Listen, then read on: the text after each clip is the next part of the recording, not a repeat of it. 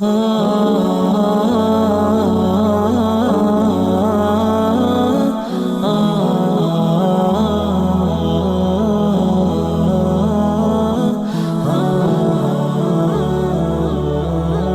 اللہ الرحمن الرحیم۔ آج ہم آپ کے ساتھ شیئر کرنے جا رہے ہیں 2.5 قلندر کی شان قلندری۔ سلسلہ نبوت ختم ہونے کے بعد سلسلہ ولیت ہی جس نے رشد و ہدایت کا سلسلہ مسلمان و غیر مسلمانوں میں جاری و ساری رکھا ہوا ہے۔ اسی سلسلہ ولایت و تصوف میں ایک اصطلاح قلندر کی بھی ہے۔ قلندر کے معنی یوں تو اہل تصوف کے نزدیک ایک آزاد آدمی اور مداری کے ہیں، یعنی اپنے نفس کو ایک آزاد آدمی کی طرح اس دنیا فانی میں گزارنا یا پھر اسے بندر کی طرح نچانے پر قادر شخص یا ہستی جو دنیا مافیا سے آزاد ہو، قلندر ہے۔ ایک حدیث مبارکہ کے مفہوم کے مطابق جس نے اپنے نفس کو پہچانا بس اس نے اپنے رب کو پہچانا، جس نے اپنے نفس کو فنا سے پہچانا اس نے اپنے رب کو بقا سے پہچانا۔ تاریخ میں جن 3 ہستیوں کو 2.5 قلندر کے نام سے نوازا گیا، ان میں حضرت رابعہ بصری رحمۃ اللہ علیہ، حضرت مخدوم لال شہباز قلندر اور حضرت شرف الدین بو علی قلندر شامل ہیں۔ چونکہ حضرت رابعہ بصری عورت تھی اس لیے انہیں عادی قلندر کہا جاتا ہے۔ یوں عوام الناس کی زبان و زد و عام ہے کہ دنیا میں 2.5 قلندر بھی آئے ہیں۔ ان تینوں ہستیوں میں ایک قدر مشترک یہ بھی ہے کہ انہوں نے زندگی بھر شادی نہیں کی اور اللہ وحدہ لا شریک کی عبادت میں دن رات مصروف و مشغول رہے۔ آئیے اب ہم فرداً ان تینوں قلندر کا تذکرہ و تاریخ کی روشنی میں کرتے ہیں۔ حضرت رابعہ بصری رحمۃ اللہ کی پیدائش 1 صدی ہجری میں بصرہ میں ہوئی۔ آپ رحمۃ اللہ علیہ کی پیدائش کے بارے میں محققین کی رائے میں اختلاف ہے۔ آپ کا سن وفات 135 ہجری، آپ سادات کے غریب گھرانے میں پیدا ہوئی۔ جس رات آپ کی ولادت متوقع تھی اس وقت گھر میں اتنا تیل بھی نہ تھا کہ چراغ یا دیا جلایا جاتا۔ آپ رحمۃ اللہ کی والدہ محترمہ نے اپنے شوہر سے کہا آپ ہمسائے سے تھوڑا سا تیل ہی لے آئیں تاکہ گھر میں کچھ اجالا ہو سکے، مگر چونکہ وہ دل میں عہد کیے ہوئے تھے کہ اللہ وحدہ لا شریک کے سوا کسی سے کچھ نہ مانگیں گے، تو سو ہمسائے کے گھر کے باہر ہی سے بغیر کچھ مانگے لوٹ کر آ گئے اور گھر آ کر کہا کہ وہ دروازہ نہیں کھول رہا۔ اسی پریشانی میں انہیں اونگ آ گئی تو خواب میں حضور اکرم صلی اللہ علیہ وسلم کا دیدار ہوا۔ حضور اکرم صلی اللہ علیہ وسلم نے تسلی دی اور فرمایا کہ تیری بچی بہت مقبولیت حاصل کرے گی اور اس کی شفاعت سے میری امت کے 1000 افراد بخش دیے جائیں گے۔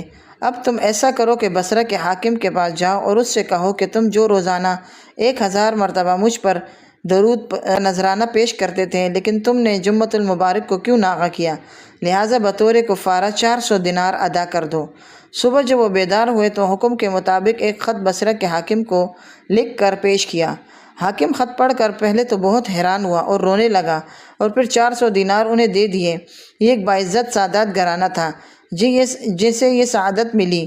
ان کے گھر اللہ پاک کی مقبول و مقرب بندی پیدا ہوئی۔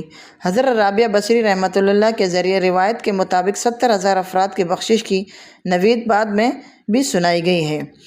حضرت رابعہ بصری کو ان کے والدین کے انتقال کے بعد ایک ظالم نے اپنی کنیز بنا لیا اور پھر کچھ دنوں بعد انہیں فروخت بھی کر دیا۔ آپ کا معمول تھا کہ دن میں روزہ رکھتی اور رات کو ساری رات عبادت میں مشغول رہتی۔ ایک شب جب اس مالک کی آنکھ کھلی تو اس نے اپنے آپ کو کمرے کے گوشے میں سر سجدے میں پایا اور مولک نور آپ کے سر پر دیکھا۔ اس وقت جب آپ کے لبوں پر دعا تھی وہ یہ تھی کہ اے مالک، اگر میرے بس میں ہوتا تو میں ہر وقت تیری عبادت کرتی، لیکن چونکہ تو نے مجھے غیر کا محکوم بنا دیا ہے اس لیے تیری بارگاہ میں دیر سے حاضر ہوتی ہوں۔ آپ کے یہ کلمات سن کر مالک پریشان ہو گیا اور صبح ہوتے ہی آپ کی خدمت میں عرض کرنے آ گیا اور کہا اگر میرے گھر پر ہی مستقل قیام فرمائے تو میرے لیے ایک سعادت سے کم نہیں، یا پھر آج سے ہی اور کہیں جانا چاہے تو آزاد ہے۔ ایک روایت کے مطابق حضرت رابعہ بصری جب حج بیت اللہ کے لیے روانہ ہوئی تو راستے میں آپ کا گدھا مر گیا۔ مکہ کا سفر مشکل و طویل تھا جس کی وجہ سے وہ بہت پریشان ہو گئی تھی۔ اس وقت آپ نے اللہ سے دعا کی جس کے بعد وہ گدھا دوبارہ جی اٹھا اور اسی پر دوبارہ سفر انہوں نے شروع کر دیا۔ سبحان اللہ۔ تاریخ کے اوراق میں یہ بھی روایت بھی رقم ہے کہ آپ جب خانہ کعبہ کی دیواروں کی تڑپ لیے عازم سفر تھی تو کعبہ خود آپ کے استقبال کے لیے حاضر ہو گیا تھا۔ آپ عشق الہی میں ڈوبی رہتی تھیں، انہیں کھانے پینے کی بھی کوئی حاجت نہیں ہوتی تھی۔ کسی نے پوچھا عاصی کی توبہ قبول ہوتی ہے کہ نہیں، جس پر آپ نے فرمایا وہ اس وقت تک توبہ کر ہی نہیں سکتا جب تک اسے اللہ کریم توفیق نہ دے، اور جب توفیق حاصل ہوگی تو پھر دعا کی قبولیت میں بھی کوئی شک نہیں رہا۔ حضرت رابعہ بصری رحمۃ اللہ کا ایک خوبصورت قول یہ بھی ہے کہ جب تک قلب بیدار نہیں ہوتا اس وقت تک کسی عضو سے بھی خدا کی راہ میں نہیں ملتی، اور بیداری قلب کے بعد اعضاء کی حاجت ہی ختم ہو جاتی ہے، کیونکہ قلب بیدار وہی ہے جو حق کے اندر اس طرح ضم ہو جائے کہ پھر اعضاء کی حاجت ہی باقی نہ رہے، اور یہی فنا فی اللہ ہے۔ حضرت خواجہ حسن بصری بھی اس وقت آپ کے ہم عصر تھے، لہٰذا آپ دونوں کے درمیان حقیقت و معرفت کے اسرار اور رموز پر گفتگو ہوتی رہتی تھی۔ ایک روز حضرت خواجہ حسن بصری نے آپ سے کہا کہ مجھے ان علوم کی بارے میں سمجھائیں جو آپ کو اللہ تعالیٰ کے قرب سے بلا واسطہ حاصل ہوئی ہیں۔ تو آپ رحمۃ اللہ نے فرمایا، میں نے تھوڑا سا سود کاٹ کر تکمیل ضرورت کے لیے 2 درہم لے کر اس خیال میں غرق ہو گئی کہ اگر میں نے دونوں کو ایک ہی ہاتھ میں لے لیا تو یہ جوڑا بن جائے گا، اور یہ بات وحدانیت کے خلاف اور میری گمراہی کے باعث ہو سکتی ہے۔ بس اسی کے بعد سے میری تمام راہیں کھلتی چلی گئیں، جس کے بعد آج اس فضیلت کے مقام پر ہوں۔ حضرت رابعہ بصری رحمۃ اللہ کی تعریف و توصیف کرامات کے ذکر سے یوں تو تاریخ بھری پڑی ہے، لیکن آپ کے بارے میں صرف یہی جملہ کافی ہے، آپ ان ہستیوں میں سے ہیں جن کو اللہ تعالیٰ نے صرف اپنی عبادت کے لیے تخلیق کیا تھا۔ ابواب تصوف میں قلندر کی اصطلاح استعمال کرتے ہوئے جس طرح ولی اللہ کا ذکر ہے وہ ہے حضرت مخدوم لال شہباز قلندر۔ یوں تو آپ کا اصل نام محمد عثمان مروندی ہے، آپ کا وطن بھی مروندی تھا، یہ شہر تبریز سے کچھ ہی فاصلے پر ہے۔ آپ اعلیٰ نسب تھے اور آپ کا خاندان یگانہ روزگار تھا۔ آپ کے والد ماجد سید کبیر اپنے وقت کے مشہور عالم تھے، جبکہ آپ کی والدہ محترمہ انتہائی عابد، زاہدہ اور عبادت گزار تھیں۔ حضرت مخدوم لال شہباز قلندر نے 7 سال کی عمر میں قرآن مجید حفظ کر لیا تھا۔ آپ حضرت شیخ بہاؤالدین ذکریہ ملتانی کے مرید اور خلیفہ تھے، اسی وجہ سے آپ کی آمد بھی ملتان شہر میں کئی بار ہوئی تھی۔ آپ کی ولادت سن 583 ہجری جبکہ وفات 683 ہجری میں ہوئی تھی۔ آپ نے اللہ کی راہ میں سندھ میں سہون شریف کے جانب ہجرت کی تو ایک ایسے محلے میں مقیم ہوئے جو طوائفوں کا مسکن تھا۔ آپ کے آتے ہی اللہ کے حکم سے اس محلے سے یہ گندگی دور ہونا شروع ہو گئی، اور بزرگان دین کی کرامات سے طوائفوں نے یہ علاقہ خود چھوڑ دیا، اور جو باقی رہ گئی تھیں انہوں نے پاک دامن طریقے سے اپنے گناہوں کی معافی کے بعد زندگی گزارنا شروع کر دی تھی۔ آپ کی کرامتیں تو لاتعداد ہیں جن کا ذکر کرنے کے لیے ایک طویل وقت درکار ہے۔ حضرت لال شہباز قلندر رحمۃ اللہ کی ولادت باسعادت مشہور قول کے مطابق 538 ہجری میں آذربائیجان کے قصبہ مروند میں ہوئی۔ اسی مناسبت سے آپ کو مروندی کہا جاتا ہے۔ آپ رحمۃ اللہ کا نام محمد عثمان ہے، جبکہ لال اور شہباز آپ کے القاب ہیں۔ آپ رحمۃ اللہ علیہ کا سلسلہ نسب سید محمد عثمان بن سید کبیر بن سید شمس الدین بن سید نور شاہ بن سید محمود شاہ ہے، جو 11 واسطوں سے حضرت امام جعفر صادق رضی اللہ تعالیٰ عنہ سے ملتا ہے۔ القاب کی وجہ: جب کوئی شخص اپنے نام کے علاوہ کسی اور لقب سے مشہور ہو جاتا ہے تو اس کے پیچھے کوئی نہ کوئی وجہ ہوتی ہے، جیسے مولا علی کرام اللہ وجہ کریم کو آپ کی بہادری کی وجہ سے اسد اللہ کا لقب ملا، جس کا مطلب ہے شیر خدا، اور آپ کو اپنے اسی لقب سے یاد کیا جاتا ہے۔ اسی طرح حضرت لال شہباز قلندر رحمۃ اللہ علیہ کو لال اور شہباز کے لقب سے یاد کیا جاتا ہے۔ آپ کے ان القاب کی وجہ یہ ہے کہ آپ رحمۃ اللہ کے چہرے پر انور پر لال رنگ کے قیمتی پتھر لعل کی مانند سرخ کرنیں پھوٹتی محسوس ہوتی۔ اسی مناسبت سے آپ رحمۃ اللہ علیہ لال کے لقب سے مشہور ہوئے، جبکہ شہباز کا لقب بارگاہ حسینیت سے عطا ہوا۔ چنانچہ منقول ہے کہ ایک رات آپ رحمۃ اللہ کے والد ماجد حضرت کبیر الدین رحمۃ اللہ علیہ امام اعلیٰ مقام حضرت امام حسین کی زیارت سے فیضیاب ہوئے۔ امام حسین رضی اللہ تعالیٰ عنہ نے ارشاد فرمایا، ہم تمہیں وہ شہباز عطا کرتے ہیں جو ہمیں ہمارے نانا جان رحمۃ اللہ علیہ صلی اللہ علیہ وسلم سے عطا ہوا ہے۔ اس بشارت کے بعد حضرت لال شہباز قلندر کی ولادت ہوئی اور آپ رحمۃ اللہ علیہ ولیت کے اعلیٰ مرتبے پر فائز ہو گئے۔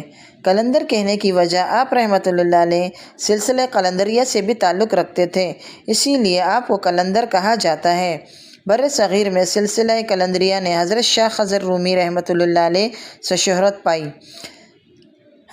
فیض عثمان مروندی لال شہباز قلندر کے کلندر خلاف شرع حرکتیں کرنے والے کو نہیں کہا جاتا، جیسا کہ فی زمانہ بے نمازی، داڑھی چٹ، خلاف شرع مونچھیں، عورتوں کی طرح لمبے لمبے بال، ہاتھ پاؤں میں لوہے کے کڑے پہنے ہوئے لوگ کہتے پھرتے ہیں ہماری تو کلندری لائن ہے، معاذ اللہ۔ حالانکہ صوفیاء کرام کی اصطلاح میں کلندر شریعت کے پابند کو ہی کہا جاتا ہے۔ حضرت علامہ مولانا مفتی فیض احمد اوسی رضوی رحمۃ اللہ نقل فرماتے ہیں کلندر وہ ہے جو خلائق کے زمانہ سے ظاہری اور باطنی تجربہ حاصل کر چکا ہو، شریعت و ترقیت کا پابند ہو۔ مزید فرماتے ہیں دراصل صوفی اور کلندر ایک ہی ذات کا نام ہے، صرف دو لفظ مسمى ذات ایک، مگر حق یہ ہے کہ ان میں عموم خصوص کی نسبت ہے۔ اس لیے ہر کلندر صوفی تو ہو سکتا ہے، لیکن ہر صوفی کلندر نہیں ہوتا، کیونکہ جہاں صوفی کی انتہا ہوتی وہاں سے کلندر کی ابتدا ہوتی ہے۔ حضرت لال شاہ عباس کلندر کی ابتدائی تعلیم اپنے والد گرامی سید کبیر الدین رحمۃ اللہ کے زیر سایہ حاصل کی، چونکہ والدین رحمۃ اللہ علیہ تقویٰ و پرہیزگاری اور زیور علم سے آراستہ و پیراستہ تھے، اس لیے بچپن ہی سے آپ رحمۃ اللہ کو اللہ والوں کی محبتیں اور صحبتیں میسر آئیں، جس کے نتیجے میں فیوز و برکات اور علم دین کے گہرے نقوش آپ رحمۃ اللہ کے لوح قلب پر نقش ہوئے۔ یوں بچپن ہی میں نیکی اور راست بازی آپ کا شعار بن چکی تھی۔ آپ رحمۃ اللہ کو بچپن ہی سے علم دین حاصل کرنے کا شوق تھا۔ آپ نے 6 سال کی چھوٹی عمر میں ہی قرآن پاک مکمل پڑھ لیا تھا اور ابتدائی مسائل دینیہ بھی یاد کر لیے تھے۔ یہی نہیں بلکہ 7 سال کی عمر میں قرآن پاک حفظ کر لیا۔ بعد دیگر دینی علوم کے تحصیل میں مصروف ہو گئے اور بہت جلد مروجہ علوم و فنون میں بھی مہارت حاصل کر لی۔ اساتذہ اور فقہ حضرت لال شاہ عباس کلندر جن اولیاء کرام صوفیاء اعظام رحم اللہ کی صحبتوں سے فیضیاب ہوئے اور راہ خدا کے مسافر بنے، ان میں سر فہرست حضرت شیخ فرید الدین گنج شکر، حضرت بہاؤالدین زکریا ملتانی، حضرت مخدوم جہانیہ جلال الدین بخاری اور حضرت شیخ صدر الدین عارف رحمۃ اللہ کا نام اسم گرامی شامل ہے۔ مزارات پر حاضری بزرگان کے مزارات پر حاضری دینا بھی آپ رحمۃ اللہ تعالی معمولات میں سے تھا۔ آپ رحمۃ اللہ علیہ ایک طویل عرصے تک سیر و سیاحت کرتے رہے۔ دوران سیاحت بہت سے اولیاء کرام سے ملاقاتیں کی اور بہت سے اولیاء کرام کے مزارات پر حاضری کا شرف حاصل کیا۔ آپ اپنے وطن مروان سے عراق تشریف لے گئے، چنانچہ بغداد میں سید الاولیاء حضرت سید غوث العظم عبد القادر جیلانی، مشہد شریف میں حضرت امام علی رضا رحمۃ اللہ علیہ اور کوفہ میں امام الائمہ سراج الامتا امام الاعظم ابو حنیفہ رحمۃ اللہ کے مزار اقدس پر حاضری دے کر فیوز و برکات حاصل کیے۔ بشارت غوثیہ بارگاہ غوثیہ سے حضرت لال شاہ عباس کلندر رحمۃ اللہ نے بہت ہی روحانی فیوز حاصل کیے۔ جتنے دن وہاں رہے عبادت، تلاوت اور مراقبہ میں مصروف رہے، انوار و برکات حاصل فرماتے رہے۔ مزار مبارک میں حاضری کے دوران ایک مرتبہ حضور غوث اعظم رحمۃ اللہ خواب میں تشریف لائے اور آپ کو سینے سے لگائے اور خوشی کا اظہار کرتے ہوئے ارشاد فرمایا، عثمان تم ہمارے کلندر ہو، تمہیں فیوز و برکات دے دیے گئے ہیں، اب تم یہاں سے مکہ مکرمہ جاؤ اور بیت اللہ کی قربت کی سعادت حاصل کرو۔ سفر مدینہ بزرگوں کے مزارات سے فیض کے بعد آپ رحمۃ اللہ کے دل میں عقائد و جہاں سرور کونین و مکہ صلی اللہ علیہ وسلم کے در پاک پر حاضری کی تمنا جاگ اٹھی۔ چونکہ حج کے ایام قریب تھے لہٰذا احرام باندھا اور چل پڑے۔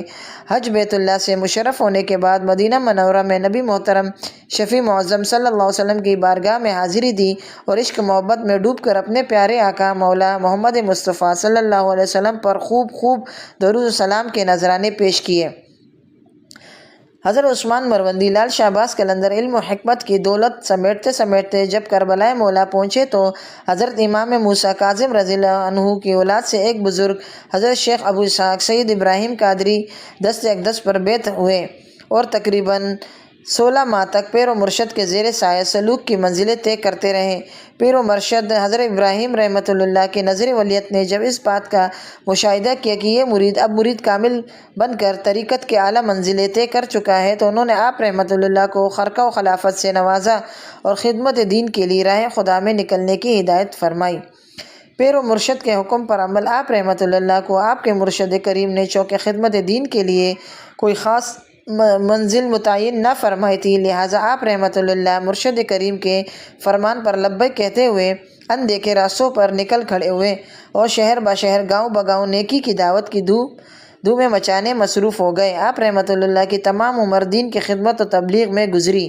سندھ میں آمد سرکار دو عالم صلی اللہ علیہ وسلم کے در اقدس سے واپسی پر کچھ عرصے عراق میں قیام فرمایا، پھر تبلیغ قرآن و سنت کا عظیم فریضہ سر انجام دیتے ہوئے مکران کے راستے سندھ میں جلوہ فرما ہوئے۔ آپ رحمۃ اللہ کی عادت کریمہ تھی ایک جگہ قیام پذیر نہ رہتے بلکہ اکثر سفر پر رہتے، چنانچہ آپ رحمۃ اللہ نے ملتان اور پھر ہندوستان کے دیگر شہر گرنار، گجرات، جونا گڑھ، پانی پت وغیرہ کا سفر اختیار فرمایا اور خوب نیکی کی دعوتیں کی دھومیں مچائیں۔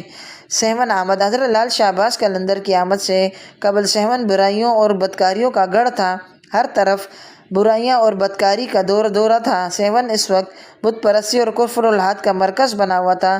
زندگی کے ہر شعبے میں بے راہ روی تھی، جوا، شراب اور دوسری معاشرتی برائیاں عام تھیں، لوگوں کی اخلاقی حالت بہت پست تھی، جگہ جگہ عصمت فروشی کے اڈے قائم تھے، لیکن حضرت لال شاہ عباس قلندر نے سیون پہنچتے ہی گمراہ اور بدکار لوگوں کو اسلام کی تعلیمات سے روشناس کروایا اور برائیوں اور بدکاریوں سے دور رہنے کی تلقین فرمائی اور لوگوں کو اسلام قبول کرنے کی دعوت دی۔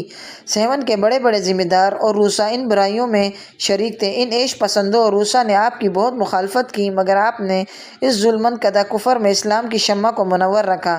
آہستہ آہستہ اس شمع کی روشنی پھیلنے لگی اور آپ کی دینی اور روحانی تعلیمات کو لوگ قبول کرنے لگے، اور دیکھتے ہی دیکھتے برائی کی جگہ نیکی نے لے لی اور بدکاری و فحاشی سے لوگ کنارہ کشی اختیار کرنے لگے، گناہ اور برائیوں کے مرکز ویران اور سنسان ہو گئے۔ سیون کے جس محلے میں آ کر آپ قیام پذیر ہوئے وہ محلہ بدکار عورتوں کا تھا۔ اس عارف باللہ کے قدموں کا پہلا اثر یہ تھا کہ وہاں زنا کاری و فحاشی کا بازار سرد پڑ گیا۔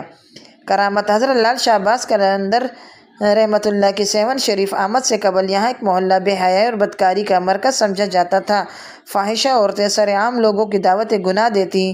حضرت لال شاہ عباس قلندر کی آمد کے بعد جو مرد گناہ کے ارادے سے اس محلے میں آتا، آپ کی نظر فیض اثر پڑتے ہی فوراً واپس ہو جاتا اور اس قدر مرعوب ہوتا کہ دوبارہ اس طرف کا رخ نہ کرتا۔ آپ رحمۃ اللہ نے اللہ پاک کی بارگاہ میں ان عورتوں کے لیے ہدایت کی دعا مانگی جو فوراً قبول ہوئی اور یکدم ان کی کایا پلٹ گئی، چنانچہ وہ سب خود جمع ہو کر حضرت قلندر رحمۃ اللہ علیہ کی خدمت میں حاضر ہوئے، صدقے دل سے طائب ہو کر قلعہ اسلام میں پناہ گزین ہوئی۔ زندگی کے 112 بہاروں کی بارگاہ قلندر سے فیض پانے کے موقع ملا۔ آپ رحمۃ اللہ 21 شعبان الموزن 650 ہجری میں دائی اجل کو لبیک کہا، انا للہ و انا الیہ راجعون۔ آپ رحمۃ اللہ نے جس جگہ وصال فرمایا وہیں آپ کا روضہ مبارک تعمیر ہوا۔ اس کی تعمیر سب سے پہلے سلطان فیروز تغلق کے زمانے میں ہوئی، پھر وقتاً فوقتاً سرزمین ہند پر حکمرانی کرنے والے سلاطین و امراء مزار پر انور پر حاضر ہوتے رہے اور اس کی تجزیہ و آرائش میں حصہ ڈال کر دین و دنیا کی سعادتیں لوٹتے رہے۔ آج بھی آپ رحمۃ اللہ کا عرس مبارک نہایت تعزق و احتشام کے ساتھ منایا جاتا ہے، جس میں دور و نزدیک سے آنے والے عقیدت مند اور محبین اپنی عقیدت اور محبت کا اظہار کرتے ہیں۔ اللہ پاک ہمیں حضرت لال شاہ عباس قلندر رحمۃ اللہ کے فیضان سے مالا مال فرمائے، آمین۔ حضرت بو علی قلندر رحمۃ اللہ علیہ۔ نام و نسب حضرت شاہ شرف الدین، لقب بو علی قلندر۔ سلسلہ نسب اس طرح ہے کہ حضرت شاہ شرف الدین بو علی قلندر بن سالان، فخر الدین، زبیر بن سالار، حسن بن سالار، عزیز بن ابو بکر، غازی بن فارس بن عبد الرحمن بن عبد الرحیم بن دانک بن امام العظم ابو حنفیہ، نعمان بن ثابت رضی اللہ تعالیٰ عنہ۔ آپ رحمۃ اللہ علیہ پانی پت کے قدیم باشندے ہیں، چنانچہ آپ کے والدین یعنی سالار فخر الدین اور بی بی حافظہ جمال کے مزارات پانی پت کے شمال کے طرف اب بھی موجود ہیں۔ بو علی قلندر کہلانے کی وجہ: حضرت علی کرام اللہ وجہہ آپ رحمۃ اللہ کو دریا سے باہر نکالا۔ آپ رحمۃ اللہ اسی وقت سے مست الست ہو گئے، ہر وقت حالت جذب میں رہنے لگے اور اسی دن سے شریف الدین بو علی قلندر کہلانے لگے۔ اولیاء پاک و ہند ملنگوں نے عوام میں یہ مشہور کیا ہوا ہے کہ اللہ تعالیٰ نے حضرت شرف الدین قلندر سے پوچھا، مانگ کیا مانگتا ہے؟ حضرت قلندر نے عرض کیا، باری تعالیٰ مجھے مولا علی جیسا بنا دے۔ اللہ تعالیٰ نے فرمایا، علی نہیں بن سکتا، تجھے علی جیسا بنانے کے لیے مجھے دوسرا کعبہ بنانا پڑے گا، لہٰذا تجھے بو علی بنا دیتا ہوں، مولا علی کی خوشبو۔ یعنی مولا علی بنانا تو آسان اور کعبہ مشکل ہے، لا حول ولا قوۃ الا باللہ۔ تاریخ ولادت: آپ کی ولادت بسعادت 605 ہجری مطابق 1209 عیسوی کو پانی پت ہند میں ہوئی۔ تحصیل علم، آپ نے اکتساب علم میں بہت کوشش کی، حدیث، فقہ، صرف و نحو، تفسیر میں اعلیٰ قابلیت حاصل کی، عربی و فارسی زبان میں عبور حاصل تھا۔ آپ نے جلد ہی تحصیل علوم ظاہری سے فراغت پائی۔ آپ تحصیل علم سے فارغ ہو کر رشد و ہدایت میں مشغول ہوئے، مسجد قوت الاسلام میں وعظ فرماتے اور یہ سلسلہ 12 سال تک جاری رہا۔ بید و خلافت، آپ کی بید و خلافت میں بہت اختلاف ہے۔ بعض کا خیال ہے کہ آپ مرید و خلیفہ قطب القطاب حضرت خواجہ قطب الدین بختیار کا کے رحمۃ اللہ اور تعلیم یافتہ حضرت شیخ شہاب الدین کے عاشق تھے۔ بعض کا خیال ہے کہ آپ مرید و خلیفہ حضرت نجم الدین قلندر کے تھے۔ بعض کے نزدیک آپ رحمۃ اللہ مرید و خلیفہ حضرت شیخ شہاب الدین عاشق خدا تھے، جو مرید و خلیفہ حضرت امام الدین ابدال کے تھے، اور وہ مرید و خلیفہ حضرت خواجہ قطب الدین بختیار کے رحمۃ اللہ کے تھے۔ ایک روایت یہ بھی کہ آپ مرید و خلیفہ حضرت نظام الدین اولیاء رحمۃ اللہ کے ہیں۔ کہا جاتا ہے کہ حضرت نظام الدین اولیاء رحمۃ اللہ نے آپ کو عصر کے وقت جمنے کے کنارے بیت سے مشرف فرمایا۔ سیرت و خواص بحر عشق، محبت و سالار قافلہ میں خانہ وحدت، امام العارفین قد الساکلین، عارف و اسرار، رحمانی واصل انوار، ربانی حضرت شیخ شرف الدین بو علی قلندر رحمۃ اللہ علیہ۔ حضرت بو علی قلندر رحمۃ اللہ علیہ مشائخ نامدار میں سے ہیں۔ آپ علیہ رحمۃ اللہ صاحب کرامت و فضیلت بزرگ ہیں۔ آپ خاندانی، نسبی، علمی شرافتوں اور فضیلتوں سے مالا مال تھے۔ آپ کے والد گرامی اور والدہ ماجدہ صاحب تقویٰ و کرامت تھیں۔ آپ کے والدین نے آپ کی تعلیم و تربیت پر خصوصی توجہ دی۔ آپ کا شمار اس وقت کے فاضلین اور واعظین میں ہونے لگا۔ آپ نے 30 سال تک قطب مینار دہلی میں تدریس فرمائی۔ ایک مرتبہ آپ مسجد میں لوگوں کو وعظ فرما رہے تھے۔ مسجد میں ایک درویش آیا اور بلند آواز یہ کہہ کر چلا گیا، شرف الدین جس کام کے لیے پیدا ہوا ہے اس کو بھول گیا؟ کب تک اس کیل و کال میں رہے گا؟ یعنی حال کی طرف کب آؤ گے؟ بس اس فقیر کی صدا ایک چوٹ بن کر لگی۔ ویرانے کی طرف عبادت و ریاضت میں مشغول ہو گئے۔ پھر طبیعت پر جذب کی کیفیت کا غلبہ ہو گیا۔ جب جذب و سکر کی انتہا ہو گئی تو اپنی تمام کتابوں اور قلمی یادداشتوں کو دریا میں پھینک دیا اور دریا میں مصروف عبادت ہو گئے۔ آپ ایک عرصے تک دریا میں کھڑے رہے۔ پنڈلیوں کا گوشت مچھلیاں کھا گئی۔ حضرت خضر علیہ السلام سے ملاقات، اس طرح 12 سال گزر گئے۔ ایک روز غیب سے آواز آئی، شرف الدین تیری عبادت قبول کی، مانگ، کیا مانگتا ہے؟ دوبارہ پھر آواز آئی، اچھا پانی سے تو نکل۔ آپ نے عرض کیا، خود نہیں نکلوں گا، تو اپنے ہاتھ سے نکال۔ تو حضرت علی کرم اللہ وجہہ نے اپنے ہاتھ مبارک سے آپ کو دریا سے نکالا۔ اس وجدانی کیفیت اور استغراق میں مزید اضافہ ہو گیا۔ آخر آپ مجذوب ہو گئے اور جذب و شوق میں اس قدر مستغرق ہوئے کہ دائرہ تکلیف شرعی سے باہر ہو گئے۔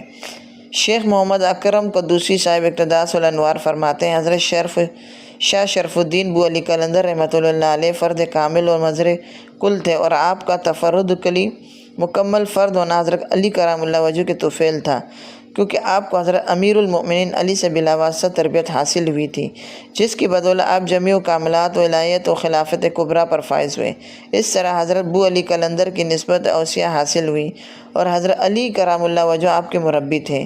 اس فقیر الراکم حروف کو ابتدائی سلوک میں جس قدر فیوز و برکات حضرت بو علی قلندر سے حاصل ہوئے، اگر ان کو بیان کیا جائے تو ایک مستقل کتاب وجود میں آ جائے گی۔ اعلیٰ حضرت امام اہل سنت امام احمد رضا خان علیہ رحمۃ اللہ فرماتے ہیں، حقیقی مجذوب کی علامت یہ ہے کہ حالت جذب میں بھی شریعت مصطفیٰ صلی اللہ علیہ وسلم کی مخالفت نہیں کرے گا اور شریعت مطہرہ کا کبھی مقابلہ نہ کرے گا۔ حضرت ابو علی شاہ قلندر پانی پتی رحمۃ اللہ کا ارشاد گرامی ہے، مجذوب کی پہچان درود شریف سے بھی ہوتی ہے، اس کے سامنے درود پڑھا جائے تو مؤدب یعنی باادب ہو جاتا ہے۔ آپ علیہ رحمۃ اللہ نے 30 سال تک سخت سے سخت مجاہدے کیے، ہر وقت عبادت الہی میں مشغول اور غرق رہتے تھے۔ آپ پر جذب الہی اس درجہ غالب تھا کہ آپ کو اپنی خبر نہ تھی۔ قلندرانہ روش اور مجذوب ہونے کے باوجود آپ شریعت کا بہت احترام کرتے تھے۔ ایک مرتبہ ایسا ہوا کہ آپ کی مونچھوں کے بال بڑھ گئے، کسی کی ہمت نہ تھی کہ آپ سے کہتا کہ مونچھوں کے بال کٹوا دیں۔ آخر کار مولانا ضیاء الدین سنامی سے رہا نہ گیا۔ مولانا ضیاء الدین سنامی رحمۃ اللہ نے اس کو خلاف شرع سمجھ کر آپ کی داڑھی پکڑی اور کینچی ہاتھ میں لے کر آپ کی مونچھوں کے بال کاٹ دیے۔ آپ نے کوئی اعتراض نہ کیا۔ اس واقعے کے بعد آپ اپنی داڑھی کو چوما کرتے تھے اور فرماتے، یہ شریعت محمدی صلی اللہ علیہ وسلم کے راستے میں پکڑی جا چکی ہے۔ آپ نے کئی کتابیں لکھی۔ آپ کی ایک کتاب حکم نامہ شرف الدین کے نام سے مشہور ہے۔ آپ شاعر بھی تھے۔ آپ کا کلام حقائق و معارف، ترک و تجرید، عشق و محبت کی چاشنی میں ڈوبا ہوا ہے۔ آپ کے خطوط مشہور ہیں۔ یہ خطوط آپ نے اختیار الدین کے نام تحریر فرمائے ہیں۔ آپ کے خطوط تصوف کا بیش بہا خزانہ ہیں۔ آپ کے مرید اور خلفاء کا ایک سلسلہ تھا جو بر صغیر کے علاوہ عالم الاسلام میں پھیلا ہوا تھا۔ دلی کے حکمران علاء الدین خلجی اور جلال الدین خلجی بھی آپ کے حلقہ مریدین میں شامل تھے۔ تاریخ وصال: آپ کا وصال 13 رمضان مبارک 724 ہجری بمطابق ستمبر 1324 عیسوی کو ہوا۔ آپ کا مزار پرانوار پانی پت میں دفن ہے۔